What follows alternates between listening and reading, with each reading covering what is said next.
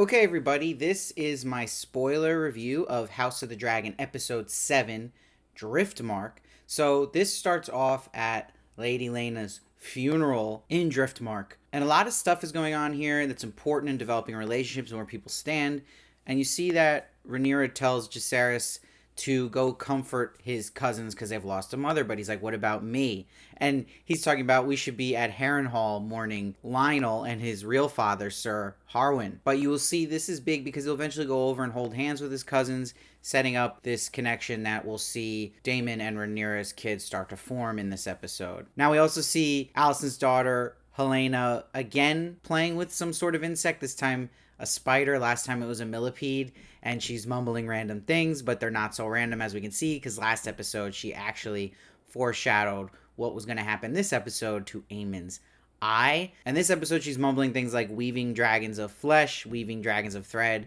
So let's see those theories for what this could mean and why she's holding a spider. And I saw someone mention that she probably is like Viserys and has dreams and visions and some connection to insects here. So any theories you got, but please no book readers giving any spoilers in that territory, just for people who haven't read what goes on in the books. It's interesting though that Aemond mentions that he would marry his own sister Helena here to Aegon, and he says he would do it to keep Valyrian blood pure. So he's sounding a lot like Rhaenyra towards the end of this episode, and it's definitely setting this up now that Aemond could possibly be marrying his sister in the future. Now, Kristen mentions to Alicent that Larys is just staring at her, and she's like, it's a look of pride. He's the new lord of Harrenhal. Something came off a little goofy, though, about this stare with Larys to her. I don't know. And there was even a little goofy moment here with Larys at the end when he's on the ship with Alicent, and after she talks to him and he looks out, he makes like this goofy face.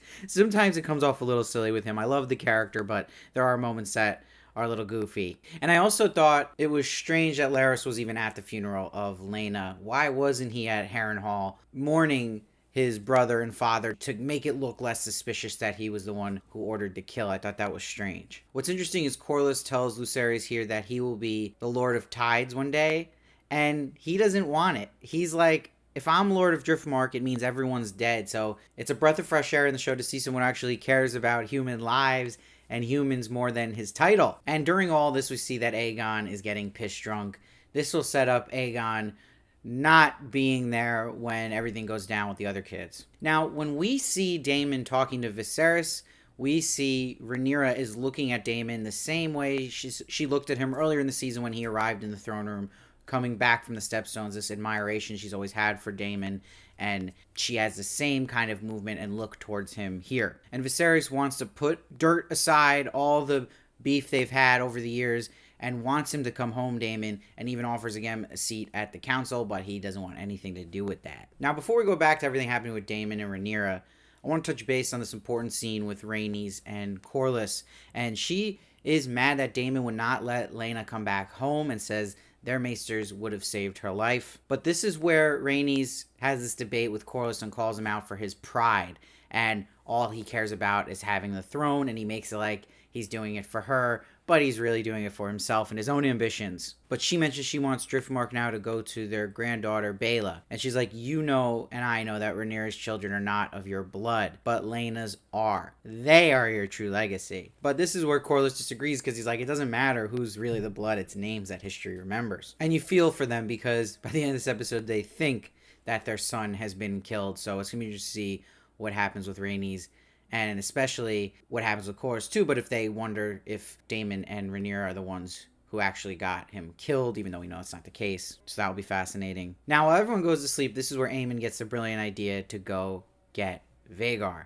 Before we get to that, though, I do want to just talk about everything happening with Rhaenyra and Damon, and everything that happens at night here I thought really stood out in this episode. I love the moonlit scenes here, and I love the waves, the sound mixing through all of this I thought was breathtaking, and even little seagull sounds. It just felt magical. I even like how their hair looked, their blonde hair just shining by the moonlight. Very cool. Now, Rhaenyra is telling Damon she found no joy in doing this fake marriage with Laenor, but she says it felt good to be desired. And the way they act this scene out, Damon says like, oh yeah, thinking she's talking about Harwin, but I took it as she was actually talking about Damon. And she kind of backs off of that, but that's really, I think, where she was going with that. And she says she regrets not forbidding Harwin to leave and brings up this curse of Harrenhal, but this is where Damon's like, those are just ghost stories, and brings up Alicent here. But Renera says not so confidently, I don't believe Alicent is capable of cold-blooded murder. But Damon then has a great line,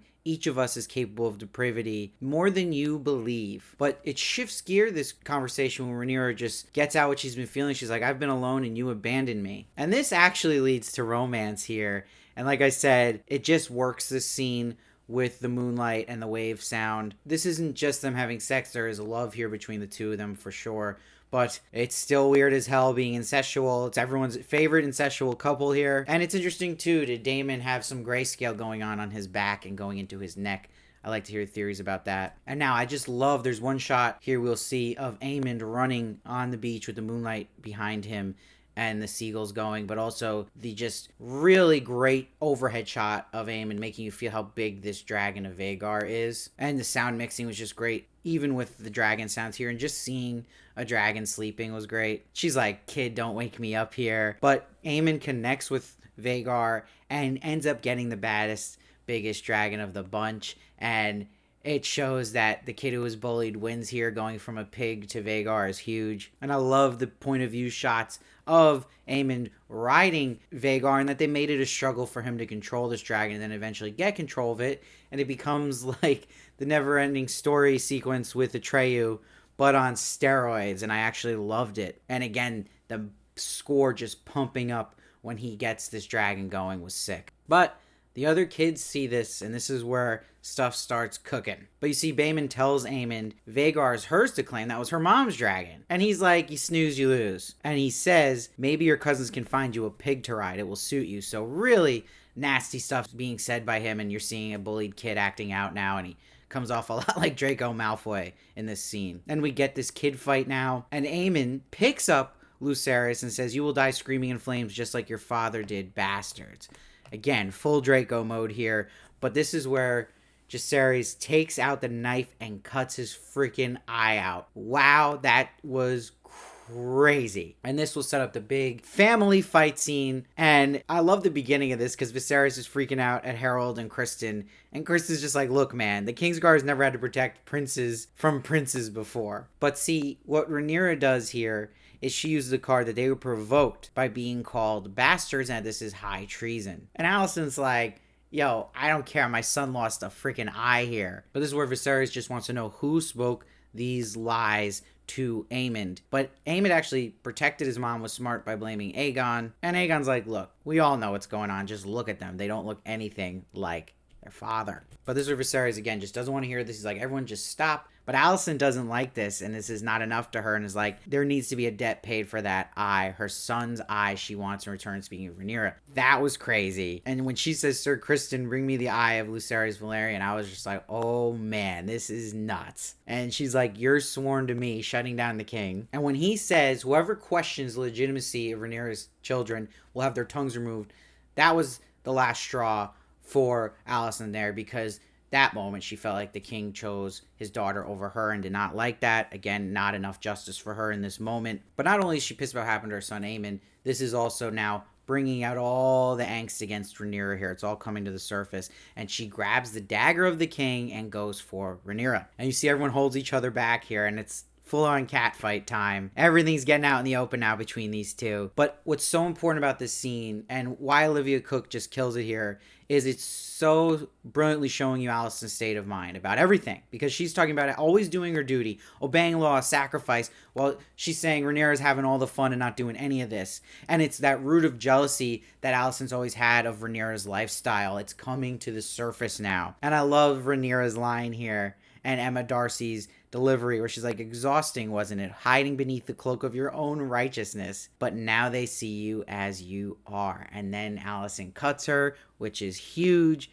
So I'm in the boat of, I'm not on either team here. I feel for Alicent and I feel for Renera through this whole story. And that you see the rift of their divide there, and that jealousy Alicent has of Renera's lifestyle. But Alicent also was put in a horrible situation at a young age and having to go through things against her will and surviving. They're all surviving here. So it's sad that these two former friends are against each other like this, it is a tragedy in its own right. And this whole episode felt very Shakespearean in that sense too, because I do see a lot of people going Team Renera, and Alicent's just this villain, but I just don't see it that way, and that I still feel sympathy for Alicent. And again, in George R. R. Martin works, you see almost every character here is very gray. But Aemon has this great line that Otto, loves, where he's like, "Do not mourn me, mother. I may have lost an eye, but I gained a dragon." Aemon is also incredibly smart for his age as well. And this is where Otto visits Alicent, and Alicent admits she lost her composure, not acting how she should. Remember, she values appearances, honor, and she's like, "I disgraced myself." But Otto's like, "Hey,